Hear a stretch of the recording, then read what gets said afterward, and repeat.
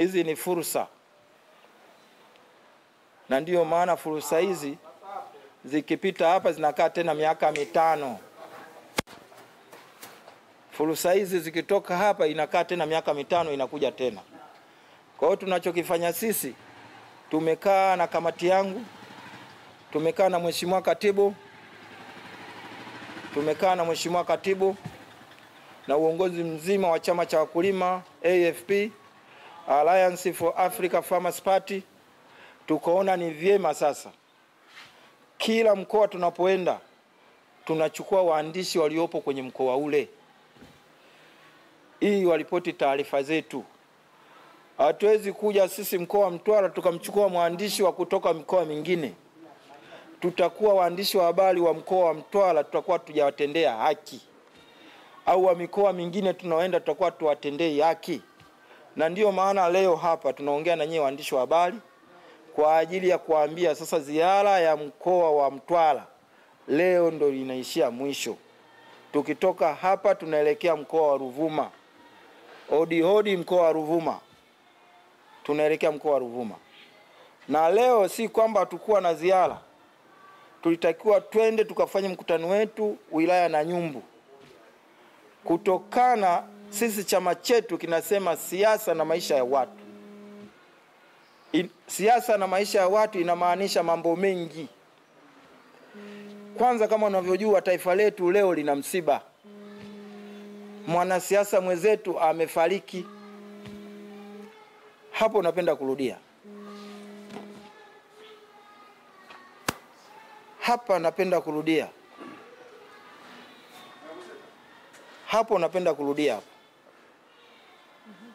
napenda kurudia. Taifa letu leo lina msiba wa mwanasiasa mwenzetu ambaye ni mgombea ubunge uko Zanzibar. Ndugu yetu Mwinyi amefariki. Kwa hiyo mimi kama rais na timu yangu nikaona ni vyema leo niahirishe mikutano mingine kwa siku ya leo kwa ajili ya kuomboleza msiba mkubwa, kifo cha ndugu yetu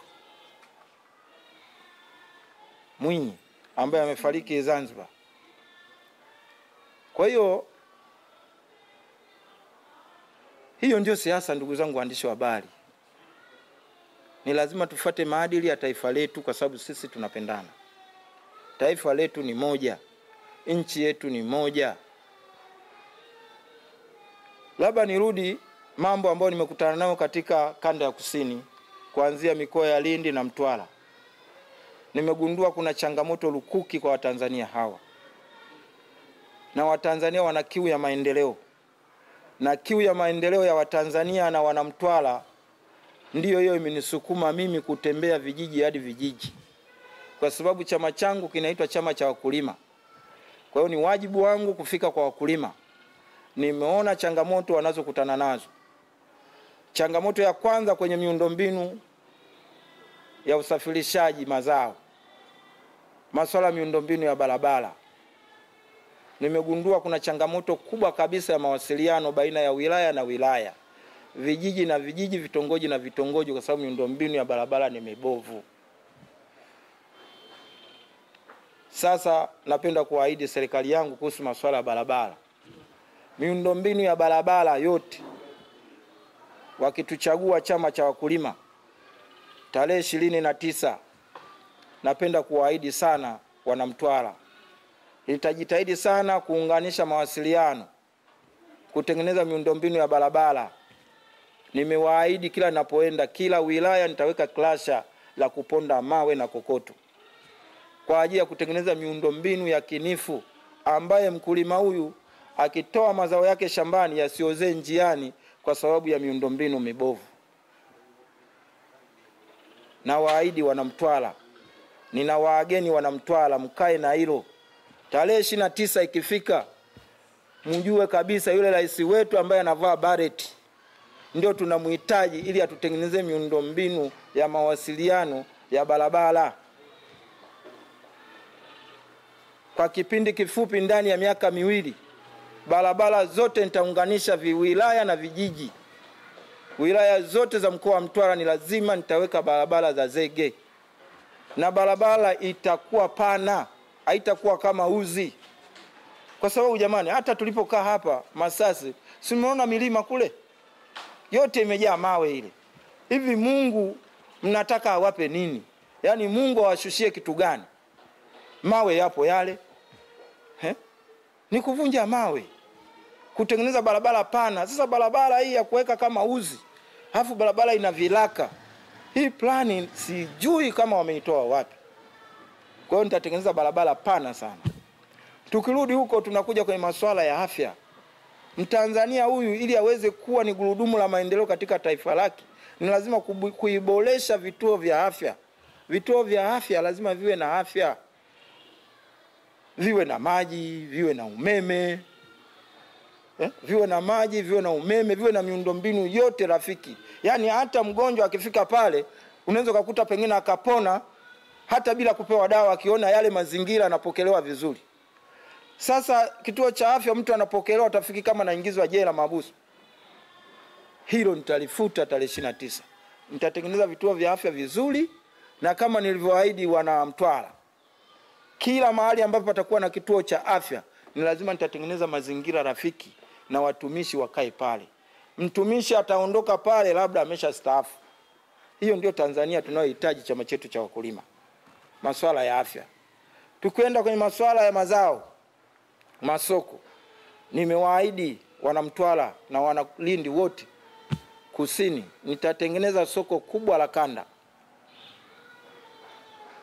Na badilisha soko kuu la watumwa lilivyokuwa linaitwa zamani pale Kilwa.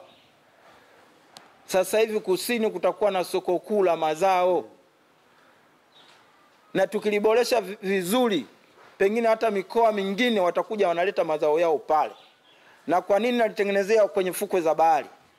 Kwa sababu matajiri watakapoleta mali zao pale, si karibu na bahari, nitatengeneza lango kubwa hivi. Lakini mle kutakuwa na mitaa. Kunakuwa na mtaa unaitwa Mbaazi. Yaani mtu ukitoka huku na mbaazi zako unajua unaenda mtaa wa Mbaazi. Ukifika pale unauza pale mazao yako, unarudi na mpunga wako, unarudi na hela yako. Hiyo ndio Tanzania unayohitaji. Kutakuwa na mtaa wa Mbaazi, ile fuko ya bahari pale. Kutakuwa na mtaa unaitwa Mahindi, utakuwepo pale. Kutakuwa na mtaa pale kabisa utaitwa Korosho. Kuna mtaa unaitwa Ufuta. Hiyo ndio Tanzania unayotakiwa. Nchi yetu sisi ni tajiri kwenye masuala mazao. Kwa hiyo tarehe 29 wakulima wanapolala wanapoamka wajue kabisa kwamba tuna rais wetu atatupandishia bei ya mazao yetu kama nilivyoahidi. Wengine najua watabeza, lakini mimi naahidi kabisa. Korosho itauzwa shilingi 10,000.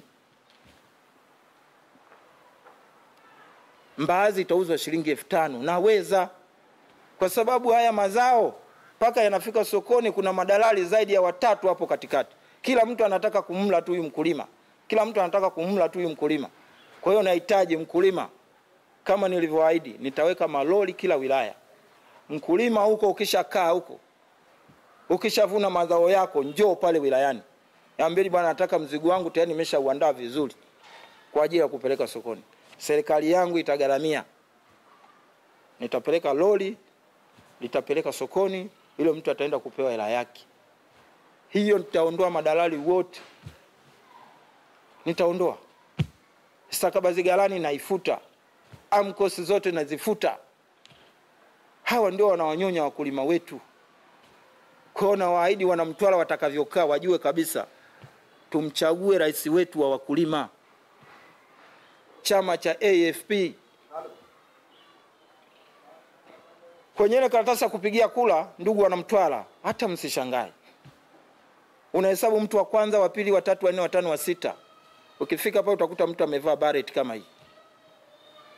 Utamuona mwanzoni huku yupo mgombea wangu mwenza, makamu wa rais wa Jamhuri ya Muungano wa Tanzania, Mheshimiwa Chumu Juma Abdalla. Unaenda mbele utakuta rais amekaa amevaa bareti. Hakuna mwingine aliyevaa bareti, aliyevaa kofia kama hii. Ni mimi peke yangu. Ninaomba tu watawala, maana wenzetu wana mbinu nyingi sana. Wasio wakatuwekea tena mtu mwingine katuni nyingine na bareti pembeni. Akawachanganyeni. Angalieni vizuri, mimi mwenyewe na mwanya. Angalieni vizuri. Maana watawala wana mbinu nyingi.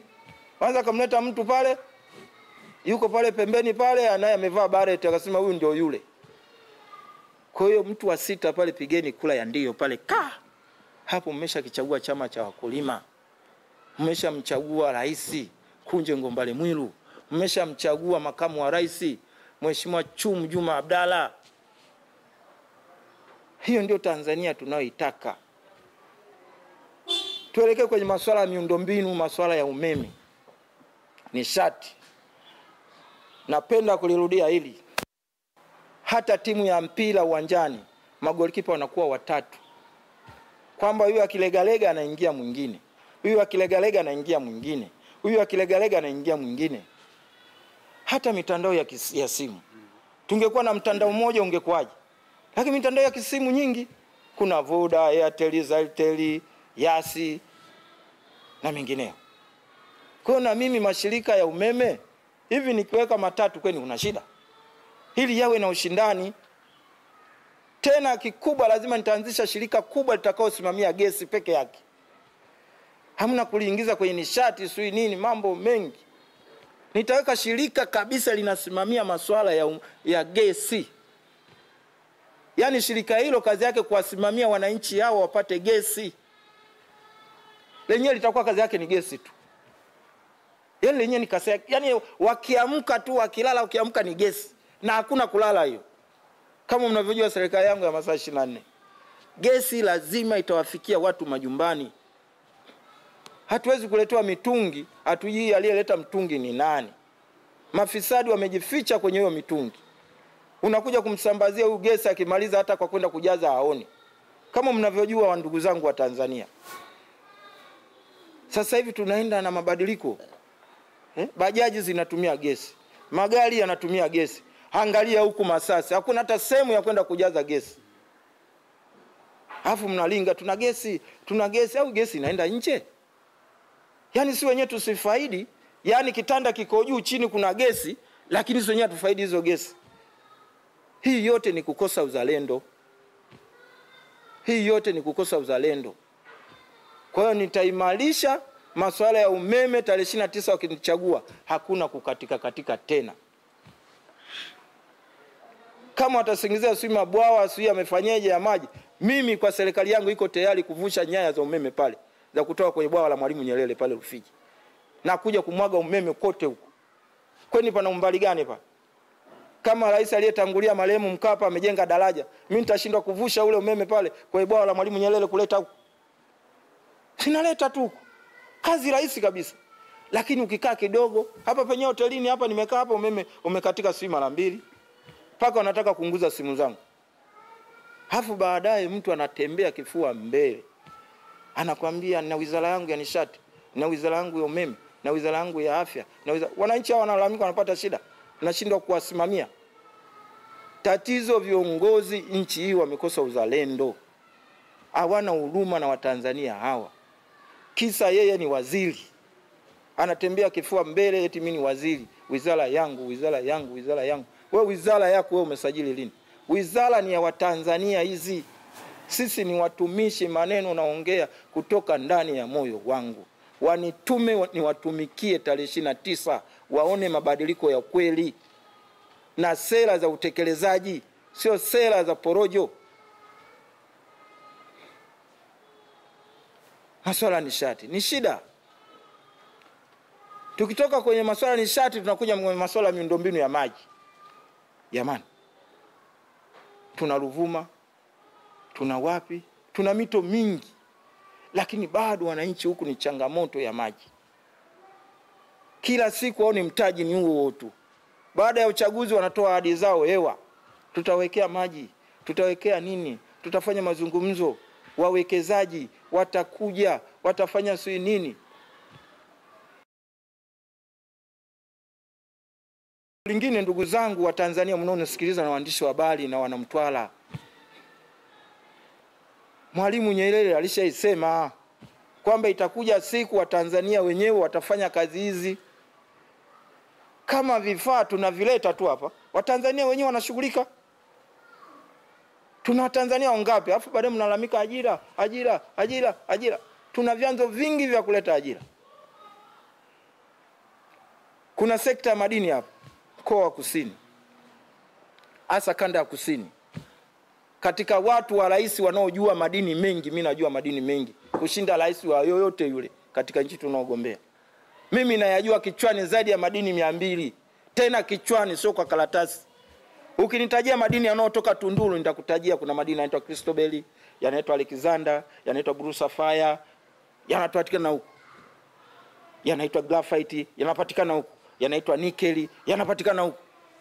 Yanaitwa dolomite, yanapatikana huko. Wao wanachojua ni madini yale tu. Makaa ya mawe, dhahabu ndio wanayoyajua, lakini tuna madini mengi. Wao wanajua tu yale madini ambao wanajua kabisa wanaweza kaingiza mkono wao nao wakafanya ufisadi wao. Ndio wanalojua hiyo.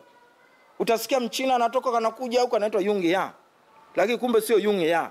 Kuna mtu pale anaitwa mtu fulani. Waziri yuko pembeni pale. Anaonekana Mchina, kumbe waziri yuko pembeni kwa ajili ya kuwanyonya Watanzania wenzake. Anasomba madini hapa, mafanikio hamna. Anasomba madini hapa, graphite zinatoka, nickel zinaondoka hapa, zinapelekwa kusikojulikana, wananchi wanapata shida. Umeme hakuna, maji hakuna. Hafu Watanzania, mimi jamani nawapendeni sana Watanzania.